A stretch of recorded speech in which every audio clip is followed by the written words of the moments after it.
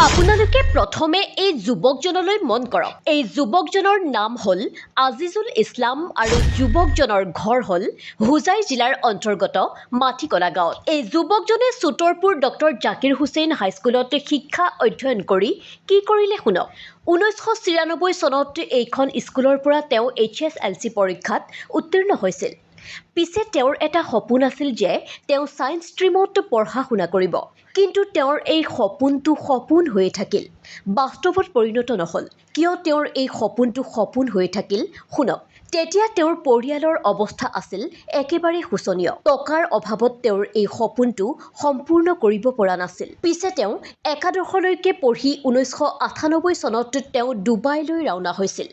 Dubai গৈ তেওঁ 8 বছৰ কৰ্মৰত হৈ আছিল। পিছে তেওঁৰ বহুতো কষ্টৰ ফলত তেওঁ ডুবাইত এটা বিজনেছ আৰম্ভ কৰি আজি তেওঁ এজন সফল আন্তঃৰাষ্ট্ৰীয় বিজনেছমেন হ'বলৈ সক্ষম হ'ল।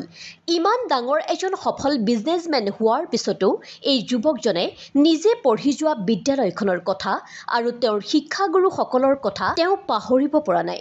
আজিও তেওঁৰ বুকুৰ মাজত জীয়াই আছে তেওঁৰ স্কুলখনৰ প্ৰতি আৰু তেওঁৰ শিক্ষাগুৰুসকলৰ প্ৰতি যি মৰম আৰু ভালপোৱা আছিলে এইবোৰ।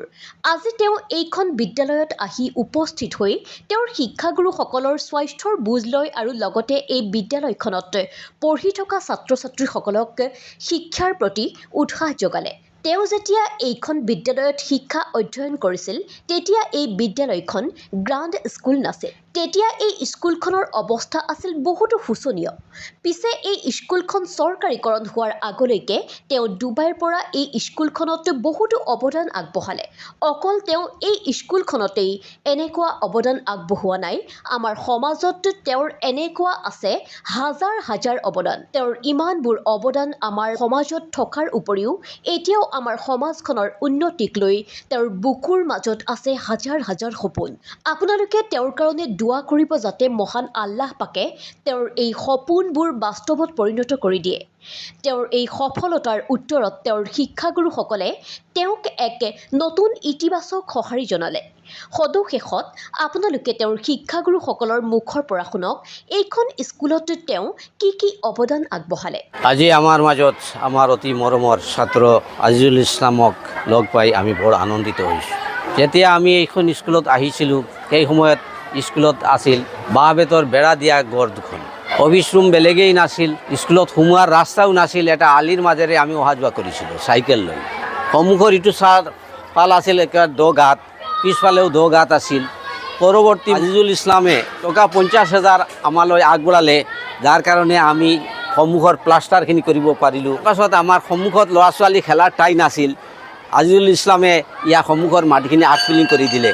পিছফালেও ঠাই নাছিল, সেইখিনিও আৰ্ট ফিলিং কৰি দিলে। ল'ৰা ছোৱালীৰ শিক্ষাৰ ক্ষেত্ৰত এক্সকাৰ্ছনৰ কাৰণে আজিজুল ইছলামে 70,000 টকা দি আমাৰ ল'ৰা ছোৱালীক গুৱাহাটীলৈ পঠিয়াই দিয়ে। আমাৰ আৰ্থিক অৱস্থা এনেকুৱা বেয়া আছিল। 2002 চনৰ পৰা আজিজুল ইছলামে ক'লে যে ছাৰ আপুনি স্কুলখন গঢ়ক, লাগি থাকক, আপোনাৰ আৰ্থিকখিনি মই চিন্তা চৰ্চা কৰিম।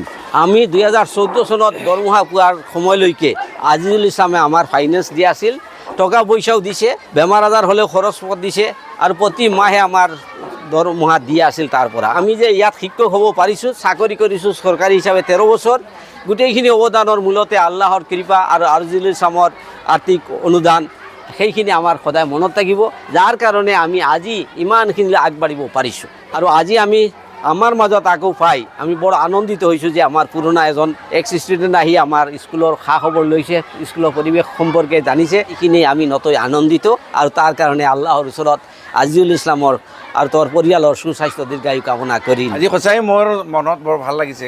মোৰ স্কুলৰ মোৰ এক্স ষ্টুডেণ্ট, মোৰ ফেভাৰিট ষ্টুডেণ্ট, মোৰ বহুত মৰমৰ ছাত্ৰ আছিল আজিজুল ইছলাম। তেওঁৰ কিন্তু কি ক'ম আৰু, তেখেতৰ যি অৱদান কৰি আছে দুখীয়া নিপীড়িতসকলক বহুত সাহায্য দি আছে। আমাৰ ডক্টৰ জাকিৰ হাইস্কুলৰ আৰম্ভণিটো সিফালে তেওঁৰ ডাঙৰ এটা অৱদান আছে। ৰুমটো তেওঁৰ কমপ্লিট তেওঁৰ ফাইনেন্সত হৈছে। যিসকল আমাৰ শিক্ষাগুৰু সকলোৱে আমাক যিধৰণে পাঠদান দিছিল এই সময়ছোৱাত, যদি মই কওঁ কথাটো ভুল নহ'ব, গোটেই অঞ্চলৰ ভিতৰত এইখন স্কুলৰ ৰিজাল্ট আছিল আটাইতকৈ ভাল, যিখনৰ পৰা আমি শিক্ষা গ্ৰহণ কৰি বিদেশলৈ গৈ আমি ছেটেল হ'ব পাৰিছোঁ। তাৰ মূলৰ বস্তুটো হ'ল শিক্ষা আৰু নৈতিকতা।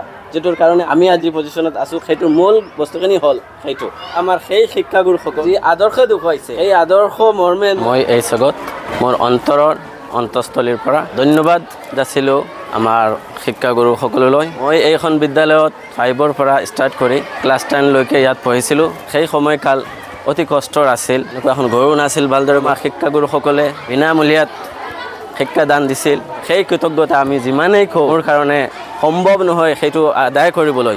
30 বছৰমান পাৰ হৈ গ'ল এই জেগাখন এৰি, এই এলেকাখন এৰি, এই বিদ্যালয়খন এৰি বিদেশত যোৱাৰ 30 বছৰ হৈ গ'ল। কিন্তু 30 বছৰৰ পিছতো মই এই বিদ্যালয়খনক পাহৰা নাই। এই বিদ্যালয়খনৰ যি শিক্ষা দিছে সেই শিক্ষা আদৰ্শ মৰ্মত আজিও চলি আছোঁ। আৰু আমাৰ শিক্ষক শিক্ষয়িত্ৰী সকললৈ যি আন্তৰিকতা, যি শ্ৰদ্ধা আৰু যি স্মৰণীয় সদায় চিৰদিনৰ কাৰণে মই যিমান দিনলৈকে জীয়াই আছোঁ সিমান দিনলৈকে চিৰস্মৰণীয় হৈ থাকিব। আৰু আমি যিমানেই কৃতজ্ঞতা প্ৰকাশ কৰোঁ সিমানেই কম। এই বিদ্যালয়খনৰ আজি কিছুমান বিষয়ত বুজ ল'বলৈ আহিছোঁ, বিদ্যালয়খনক কেনেকৈ কৰাৰ দিশত আৰু আগবাঢ়ি যাব পাৰোঁ সেই মৰ্মে কিবা বুজ ল'বলৈ আহিছোঁ। গতিকে ইনশাআল্লাহ আমি ছাৰসকলৰ পৰা বুজ ল'ম।